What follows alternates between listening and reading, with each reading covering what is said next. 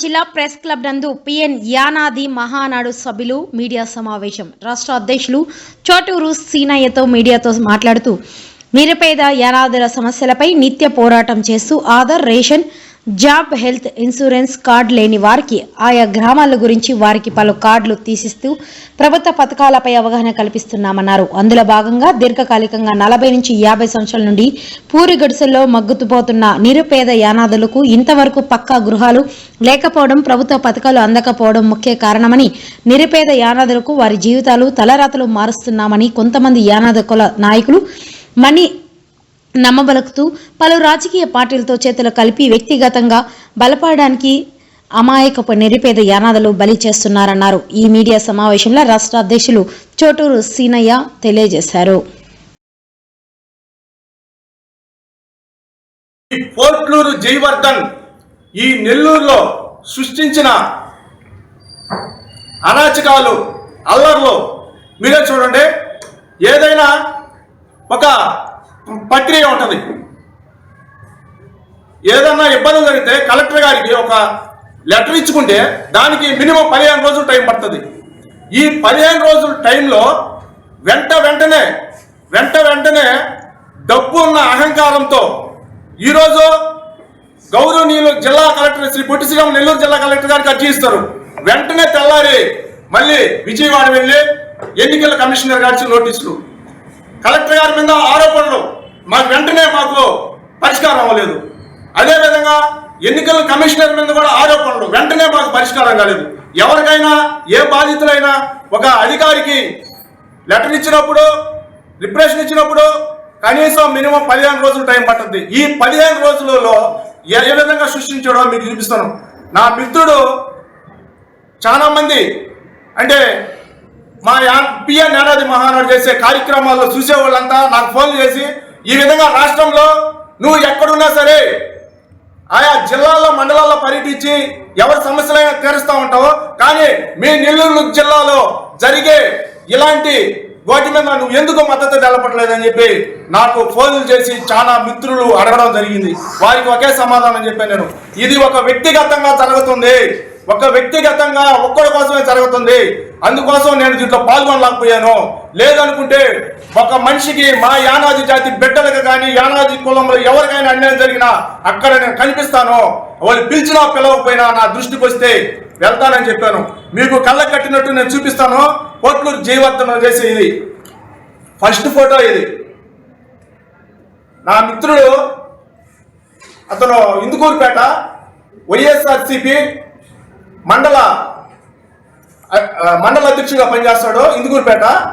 అతను ఫోన్ చేశాడు నాకు. ఫోన్ చేసి ఈ విధంగా మేము ఈ రోజు నాడు మేము ఇక్కడ కలెక్టర్ ఆఫీస్ దగ్గర రీలే నిరాహార దీక్ష చేస్తున్నాం, మాకు వచ్చి మద్దతు తెలపండి. నేను ఒకటే చెప్పాను, ఇదిగో ఈ ఫోటోలో కనిపిస్తున్నప్పుడు సురేంద్ర గారు మీరు చెప్పినట్టు మద్దతు తెలపాలంటే ఆయన వ్యక్తిగతంగా ఏంటి, వాళ్ళు ఫస్ట్ వచ్చి ఏం చేశారు, అవిశ్వాసం పెట్టారు. అవిశ్వాసం పెట్టిన తర్వాత దాంట్లో పాల్గొని అవిశ్వాసంతో మా యానాది బిడ్డ అయిన శ్రవంతి గారిని తొలగించుంటే మేము రాష్ట్రమంతా వ్యాపించి మేమంతా మద్దతు తెలుపుకునేవాళ్ళు. కానీ ఆమె తొందరపడి ఎవరో మాటలు నమ్మి రాజీనామా చేసింది. రాజీనామా చేసిన తర్వాత, ఒక మేయర్ రాజీనామా చేసిన తర్వాత నువ్వు వెంటనే కలెక్టర్ ఆఫీస్ కాడికి వచ్చి నీ ఫోటో,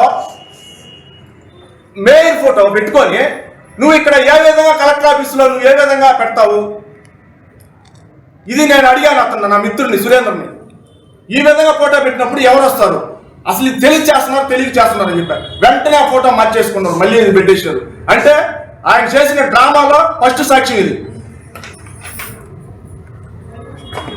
తర్వాత వైకే న్యూస్లో నిన్న మొన్న చెప్పాడు, నాకు అన్ని పార్టీలు మద్దతు తెలుపుతున్నాయి, అన్ని పార్టీలు నేను చేసే కార్యక్రమానికి మద్దతు తెలుపుతున్నావు. నువ్వు ఎవరైనా యానాదులంటే తక్కువ జాతి, అమాయకులు, వాళ్ళకి ఏమీ తెలియదు అని ప్రతి ఒక్కరికి జాలి, దయ ఉంటుంది. వారేం చేస్తారు, వాళ్ళ యానాదుల కష్టాల్లో నిజంగా జరుగుతుండేవో ఏమేమి జరుగుతాం, మనం మద్దతు ఇవ్వాలి, వాళ్ళని కాపాడాలని చెప్పి ఒక పార్టీ కాదు, ఒక సంఘాలు కాదు, ఏదైనా వస్తే మద్దతు తెలుపుతాయి.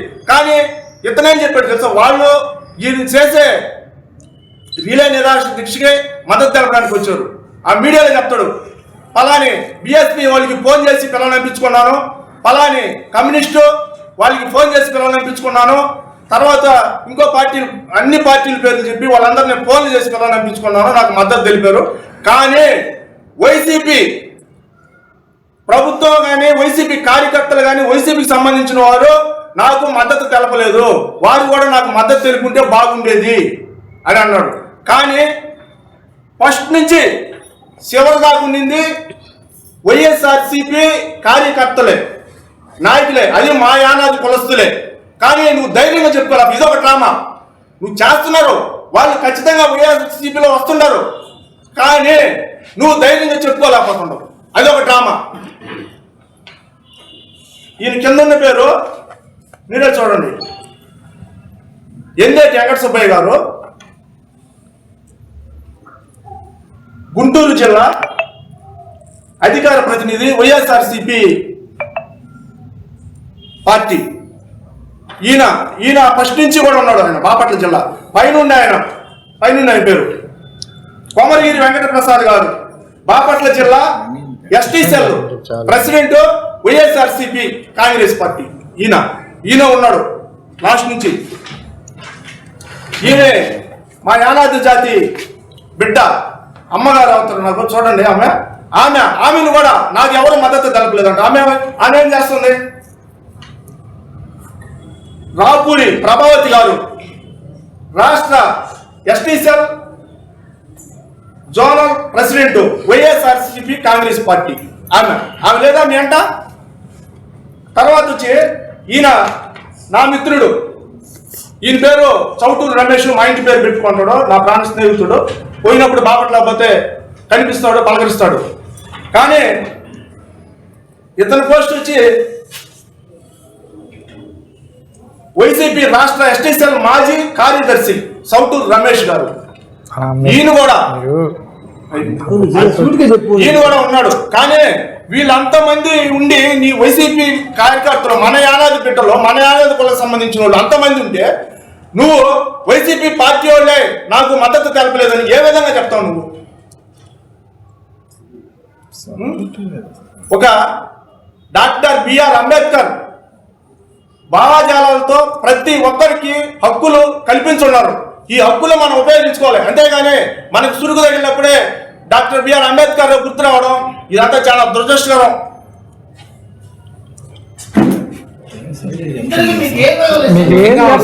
తెలపలేదని చెప్పి ఒక పార్టీ ముసుగులో ఒక జిల్లాలో అల్లర్లు సృష్టిస్తూ ఈ నోటిఫికేషన్, ఎన్నికల నోటిఫికేషన్ అని చెప్పి నోటిఫికేషన్ మామూలుగా అధికారులు మన శ్రీ పొట్టి శ్రీరాములు నెల్లూరు జిల్లా కలెక్టర్ గారు పంపించారు, చర్యలు తీసుకున్నారు, వచ్చింది.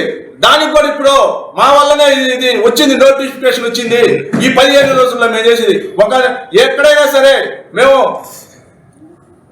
జిల్లా కలెక్టర్ కానీ ఎస్పీ కానీ ఇచ్చినప్పుడు 15 రోజులు టైం ఇస్తుంది.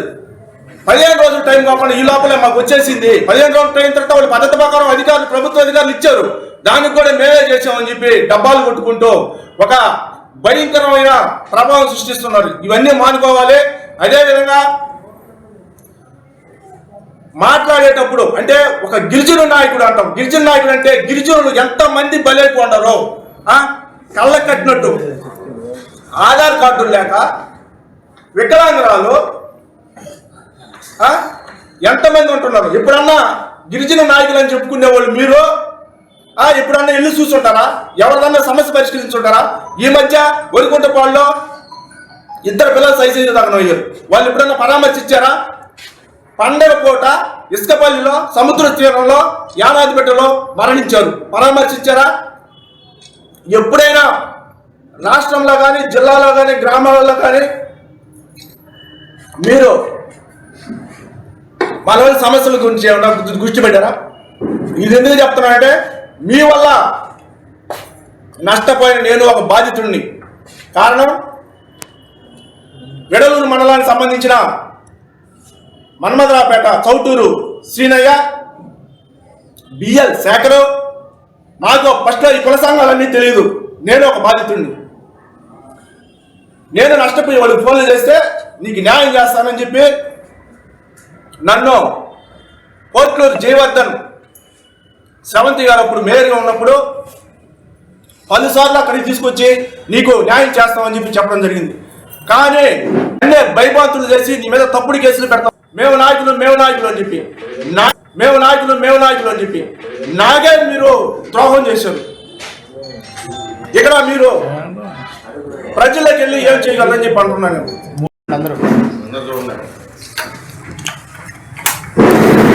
కానీ మాకు అభిమానం ఉంది, మాకు ఎవరు మన గిరిజన నాయకులు ఏం చేయాలంటే మీకు అందరూ తెలుసు. కానీ ఇక మీదట కూడా కొన్ని జాగ్రత్తలు పాటించండి. ఎందుకంటే టెక్నాలజీ పెరిగిపోయింది. ఇప్పుడు మీరు చేసే అన్యాయాలన్నీ కంటికి కట్టినట్టు కనిపిస్తున్నాయి. మళ్ళీ దాచుకోవడం ఎందుకు?